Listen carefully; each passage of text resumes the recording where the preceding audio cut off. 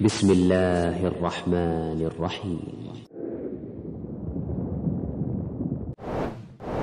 الحمد لله وحده والصلاة والسلام على من لا نبي بعده رب اشرح لي صدري ويسر لي أمري واحلل عقدة من لساني يفقهوا قولي ثم ما بعد السلام عليكم ورحمة الله وبركاته.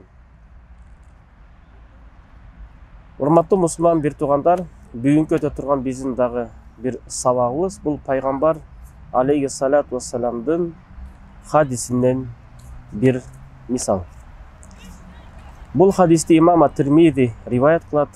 Ошондой эле имам Ан-Навави өзүнүн 40 хадис деген китебинде алып келген. Абу Хурайра радиаллаху анхудан хадис. Ан Аби Хурайра радиаллаху анху قال Rasulullah sallallahu aleyhi ve selleme min husni islamil mar'i terkuhu ma la ya'nihi. Abu Hurayra rivayet kılat. Allah'ın elçisi sallallahu aleyhi ve sellem aytты deydi.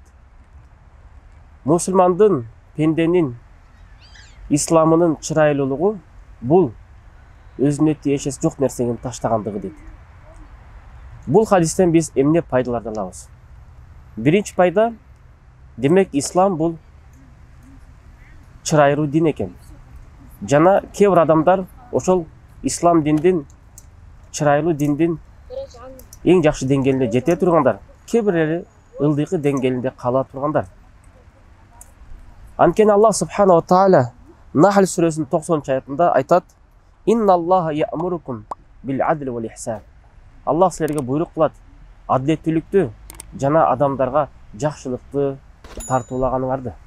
Демек, биз жашообузда адилеттүү болсок, жана адамдарга адилеттүү болсок, ошондой эле биз чырайлыктуу, жакшылыкты тартууласак, бул Аллахтын буйругуна баш ийген болобуз.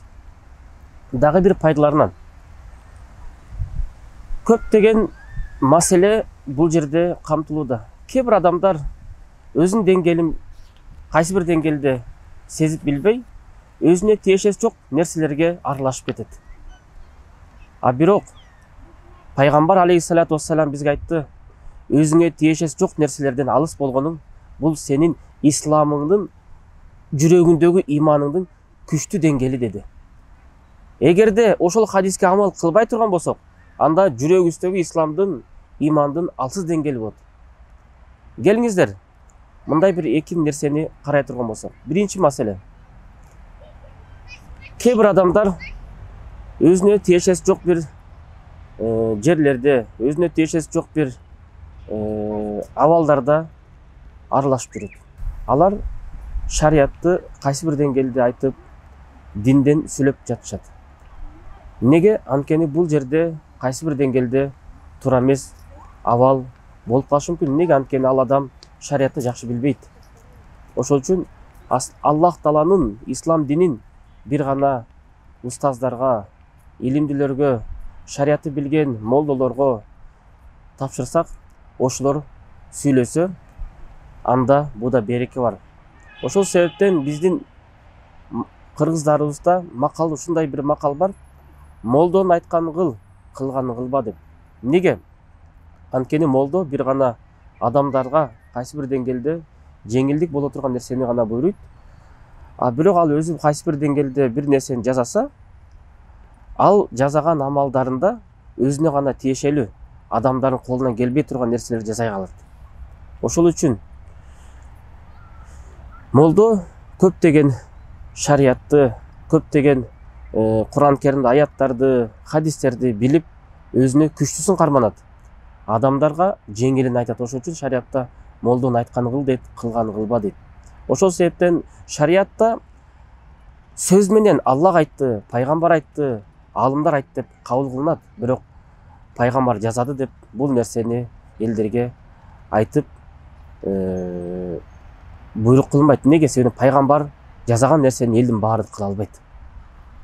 Дагы бир пайда бул өзүнө жок нерсеге таштагандыгы. Мисалы, мындай бир паркта отурабыз, мындай бир сейилдөөчү бир бакчада отурабыз. Анан ошол жерде кээ бир адамдар элдердин көзүн уялта турган бир иштер жасап жатса, билесиздер, жаштардын бири-бири менен кучакташып, жанакындай бир туура эмес иштерди жасап жатса, Биз алардын жанынан өтүп баратсак, мага тиешеси жок деп өтүп кетпеш керекпиз. Мына бул бизге тиешеси бар. О мусулман бир тууганым, сизге тиешеси бар, мага тиешеси бар. Анткени айлана чөйрөнү кайсы бир деңгээлде жаман жакка, жаман бир адаттарга үйрөтүп жатат. Ошол үчүн андай жерлерде биз айтыш керекпиз. О балам, же о бир тууган, о карындаш, бул жерден туруп башка бир жерге баргыла, мындай иштерди кылбагыла. Неге? Себеби дегенде элдер өтүп баратат. Элдердин иманы ар кандай. Бирөө кече жакында диндик намаз окуп баштаган болот, бирок ошондой нерселерди көрүп, шайтан ага ой салат. Сен да ошондой кылбайсың деп.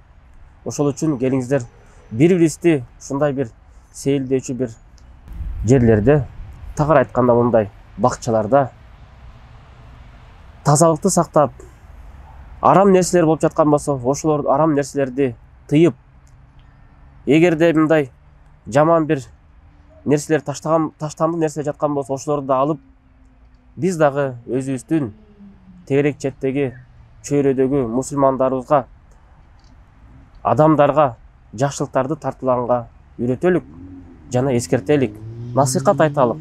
Анткени пайгамбар алейхиссалату вассалам айтты: мусулмандын эң чырайлуу исламы өзүнө тиешеси жок негиздегин таштагандыр деп. Мынакей бул жерлерде жүрсөк, бизге тиешебиз бар. Келиңиздер,